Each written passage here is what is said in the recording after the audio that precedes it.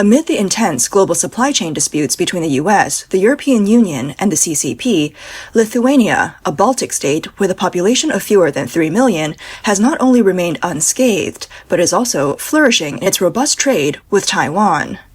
On October 23rd, the 24th Trilateral Technology Cooperation Conference was held in the Latvian capital of Riga. The three parties focused on three key areas: smart applications, critical technologies, and digital infrastructure. They reviewed the results of ongoing technology collaboration projects and exchanged insights on each other's technology policies. On the evening of October 8th, the Taiwanese representative office in Lithuania hosted a National Day reception in the capital, Vilnius. The event was attended by over 200 distinguished guests, including senior officials from the Prime Minister's office, the Ministry of Foreign Affairs, the Ministry of Economy and Innovation, the Ministry of Environment, and the Ministry of Defense, as well as representatives from business, politics, and academia. In her speech, Taiwan's representative to Lithuania, Constance H. Wong, expressed her joy at seeing many friends gathered to celebrate Taiwan's National Day. She noted that this not only symbolizes the deep friendship between the two countries, but also reflects their shared commitment to democracy and freedom. She highlighted that over the past year, bilateral relations have made significant progress in areas such as trade, technology, research, and cultural exchange.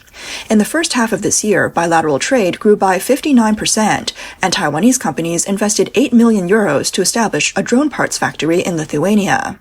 The achievements Lithuania enjoys today are rooted in a groundbreaking decision made 4 years ago. In 2021, Lithuania announced its decision to allow Taiwan to establish a representative office in its capital, Vilnius. It was the first such representative office in Europe to openly use the name Taiwan. This was an unprecedented diplomatic breakthrough, but it also immediately thrust Lithuania into the heart of geopolitical tensions. China's response can only be described as hysterical. They swiftly downgraded diplomatic relations with Lithuania and launched severe economic coercion against the country.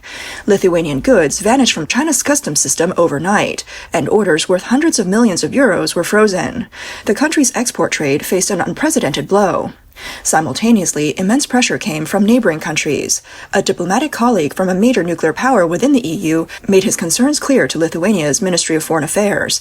He said, "Of course, we understand and respect Lithuania's historical sentiments, but diplomacy is the art of the possible, not an idealistic declaration. Your actions are making the entire EU's relationship with China extremely complicated, and this is not the kind of unilateral action expected of a member state." Lithuanian Ministry of Foreign Affairs officials stated that they were merely exercising the basic rights of a sovereign state, asserting their right to choose whom to befriend. But the response was, "The term friend carries a very expensive price tag in international politics. Let's hope Lithuania is prepared to pay this bill." Beijing's retaliation came faster and more forcefully than anyone anticipated, immediately after Lithuania announced the establishment of their representative offices with Taiwan. Beijing recalled its ambassador and launched an all-out economic strangulation campaign against Lithuania. China Railway Container Transport informed customers that it would suspend its weekly direct freight train service to Lithuania. Lithuania's exports of agricultural, forestry, and livestock products and its imports of raw materials and components also faced obstacles from China. A timber exporter told Lithuanian National Radio and Television that about 95% of his goods are exported to China. He has been operating in the Chinese market for 15 years, generating annual revenue of about 50 million euros. But his previously stable business drastically changed the day China announced the recall of its ambassador to Lithuania. He said that Chinese clients had warned him that Lithuanian companies might be politically categorized as unwelcome. He mentioned that he is no longer receiving new orders, and if the situation continues to worsen, he will continue rerouting exports to China through Poland. The president of the Lithuanian Industrialist Confederation stated that China has stopped renewing or approving import permits, or has raised new complaints about products, such as Lithuanian crops having pest or disease issues. The Baltic News Service cited the director of the Lithuanian State Food and Veterinary Service that China has suspended the approval process for Lithuanian agricultural and livestock product imports. Negotiations for mutual equivalence of these products, which has been ongoing for years, have suddenly stopped, and China has yet to provide a clear explanation for the move. The director also mentioned that while China has not formally banned the import of Lithuanian products, he is concerned that it will eventually happen. He cited the example of a Lithuanian beer exporter who had their qualification revoked by China a month ago. Beijing has also exerted pressure on multinational companies, urging them to cut ties with Lithuania. Bloomberg reported, citing sources familiar with the matter, that companies from Germany and Sweden have also been affected. Industry insiders say that the trade deadlock between Lithuania and China is primarily marked by China's continued approach of not being direct but acting behind the scenes. Lithuania Railways informed reporters that the China Railway Container Transport, a subsidiary of China State Railway Group, did not directly notify Lithuania about the suspension of freight services. Instead, Lithuania Railways learned about the disruption through its customers. But industry sources in Lithuania have indicated that China is unlikely to resume direct freight services to Lithuania in the coming years. Although the relevant train services are still operating normally for now, the industry does not rule out that China can suddenly announce a suspension. This, they believe, is exactly the method and goal the CCP aims to achieve.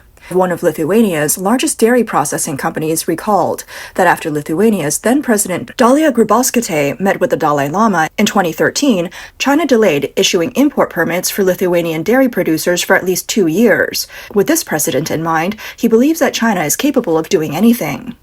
Meanwhile, opposition lawmakers, armed with data, fiercely criticized the government's decision on news channels. Although they did not name specific individuals, it was clear to everyone that they were referring to the key officials driving this policy. They described the Lithuanian Ministry of Foreign Affairs as bureaucrats who sit in offices sipping coffee, using the people's hard-earned money to pursue personal, unrealistic ideals. On social media, a storm of ridicule and insults erupted, with comments flooding in from all sides.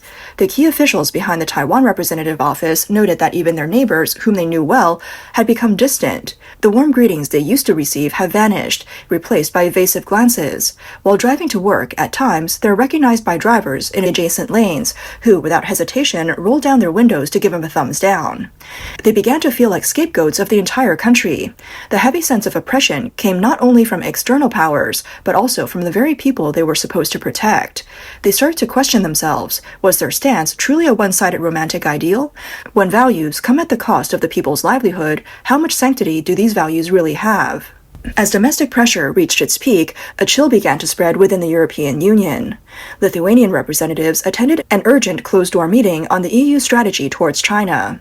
EU officials stated that China is the EU's largest trading partner, with strong and inseparable ties between the European market and China in industries such as automobiles, luxury goods, and high technology.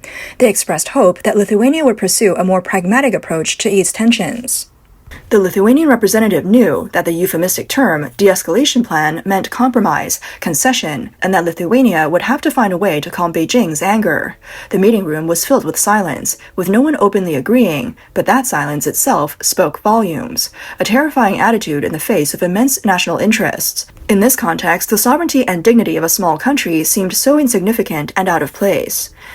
Acknowledging the frankness and sentiments of the group, the officials made it clear that this policy was not a symbolic gesture, but a matter of principle. It was pointed out that throughout Lithuania's history, there have been too many painful lessons where pragmatism and the bigger picture led to the fate of the country being decided by powerful forces. The Lithuanian official stated that what they were defending is a fundamental right that every sovereign country should have, the right to decide with whom to form friendships and the right to choose how to address their friends. Lithuania does not seek confrontation, and it will never abandon its principles in the face of coercion. He emphasized that if today economic interests allow one country to erase the name of another from the map, who can guarantee that they themselves won't be the next target of such erasure? As the Lithuanian government faced mounting pressure from all sides, they received an encrypted email from the other side of the world. The email was brief. A 65-member economic, trade, and technological delegation from Taiwan was about to arrive in Vilnius and hoped to hold a closed-door, in-depth meeting with the relevant government departments. Lithuania's officials felt a mix of anticipation and concern, fully aware of the political nature of this visit. In their current predicament, Lithuania was not seeking empty verbal thanks or another speech on democratic values. What they needed were real orders that could fill the vast economic gap and concrete plans that could get factories back to work. If this meeting only resulted in vague promises and a photo op, it would not only fail to solve any problems, but also become another unrealistic joke for the opposition, further worsening the government's position. To avoid stirring stirring up tensions, the entire visit was arranged with great discretion. No media, no grand welcome ceremonies. The meeting took place in a highly secured government guest house.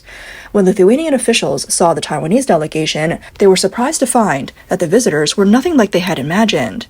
There were few in traditional suits and ties. Instead, they resembled a research team from a university. Some wore casual jackets, others carried heavy laptop bags, and their eyes reflected the focus and seriousness of professionals. After sitting down, there was no small talk. The first word spoken by the delegation leader caught the Lithuanians off guard. "Gentlemen, first, allow me to express my deepest respect for your country's courage on behalf of my team. But we're not here to simply say thank you. We're here to solve problems together." What happened next further shattered the Lithuanian officials' expectations. The delegation did not speak at length about the great friendship of the democratic camp, nor did they offer vague promises of increased procurement. Instead, they immediately turned on the projector.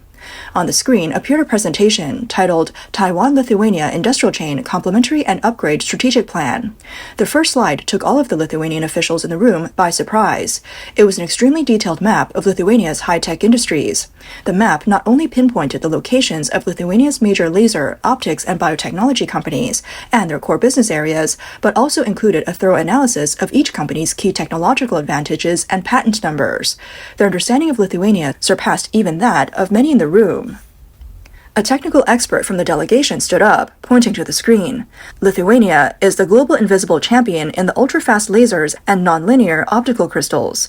Companies like Light Conversion and XPLA have the world's latest femtosecond laser technology. This is exactly the key technology we need for high-precision cutting and packaging tests for the next-generation semiconductor chips below 2 nanometers, which is essential for Taiwan's semiconductor industry.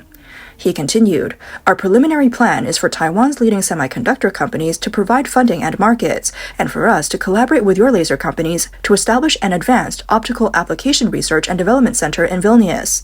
We're not just paying for your technology, we want to create newer technologies together."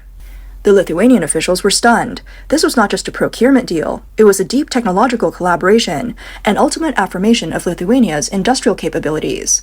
The presentation then moved to the next slide, which focused on agriculture. An agricultural expert stood up with charts in hand. He said, "We have analyzed the list of agricultural products from your country and have been unable to find markets due to export restrictions, mainly dairy products, beef, grains, and beer. At the same time, we also studied Taiwan's past reliance on China for agricultural imports, and we found a striking overlap between these two lists." He continued, "There is a detailed alternative import plan for Lithuanian agricultural products that we have developed. Starting today, Taiwan's Tobacco and Liquor Bureau will begin purchasing your rum and beer to fill the market gap. Our food importers will form a procurement team to directly engage with your dairy and meat associations. We have even preliminarily planned the shipping schedules and routes for the first batch of containers." And, the expert added, "We're not just making a simple purchase, we're also bringing in food science experts who can collaborate with your manufacturers to fine-tune the product packaging and flavors for the Asian market. Our goal is not just to help you clear out one-time stock, but to open up a brand new, more stable, and friendlier Asian market for you." The presentation wasn't over yet. The third part focused on future talent training. The delegation leader spoke sincerely. "We understand that the future of a nation is not in shipping containers at the ports, but in the young people in classrooms. Taiwan has 40 years of industry experience in semiconductors, and we would like to share that with your country." He continued, "We hope that in 5 to 10 years, when the world talks about semiconductors, they will not only think of Taiwan, but also think of this resilient and intelligent country by the Baltic Sea." As the presentation concluded, the meeting room fell into complete silence. Every Lithuanian official present wore a look of shock and an indescribable sense of emotion. They had imagined various possibilities. They thought Taiwan might propose procurement plans or even offer assistance packages. But they never expected that what the delegation brought was such an equal, respectful, and profound blueprint for joint development. In this blueprint, Lithuania was no longer a weak country in need of sympathy, but a strong partner with unique technologies worthy of investment.